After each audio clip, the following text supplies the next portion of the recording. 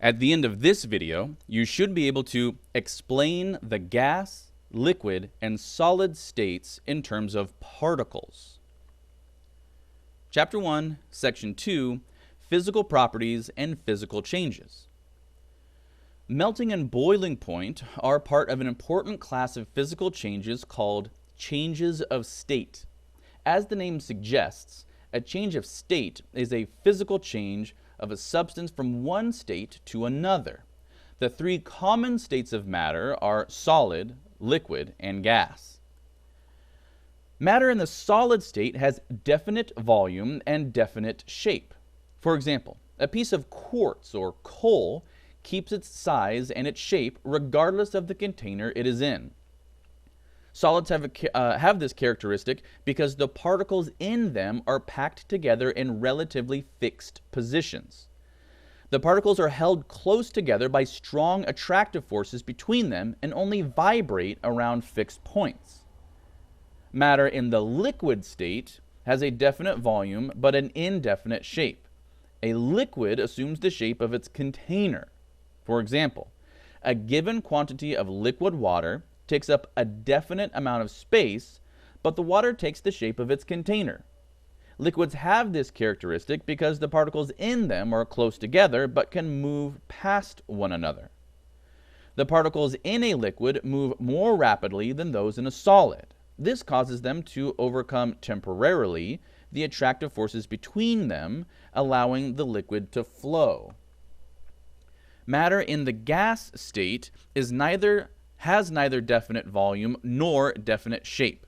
For example, a given quantity of helium expands to fill any size container and takes the shape of the container. All gases have this characteristic because they are composed of particles that move very rapidly and are at great distances from one another compared with the particles of liquids and solids.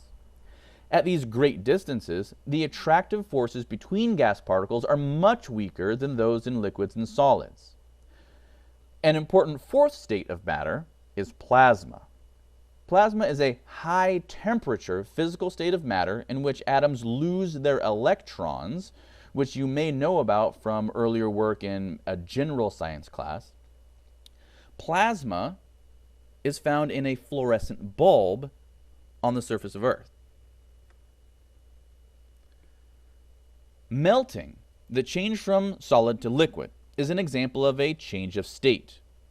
Boiling is a change of state from liquid to gas. Freezing, the opposite of melting, is the change from a liquid to a solid.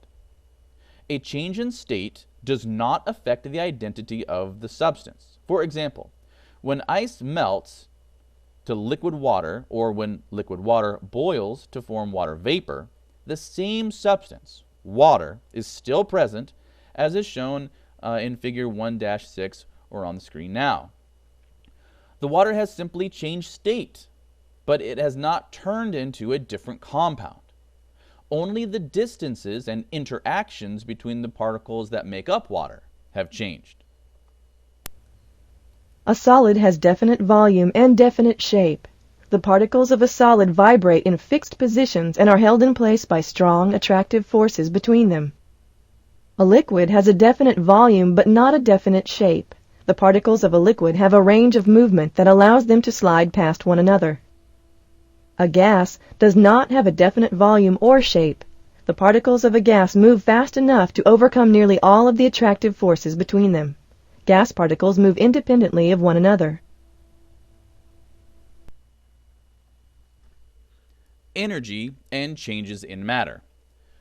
When physical or chemical changes occur, energy is always involved. The energy can take several different forms, such as heat or light. Sometimes heat provides enough energy to cause a physical change, as in the melting of ice. And sometimes heat provides enough energy to cause a chemical change, as in the decomposition of water vapor to form oxygen gas and hydrogen gas. But the boundary between physical and chemical changes isn't always so clear. For example, while most chemists would consider the dissolving of sucrose in water to be a physical change, many chemists would consider the dissolving of table salt in water to be a chemical change. As you will learn more about the structure of matter, you will better understand why the boundaries between chemical and physical changes can be confusing. At this point, you should be able to explain the gas, liquid, and solid states in terms of particles.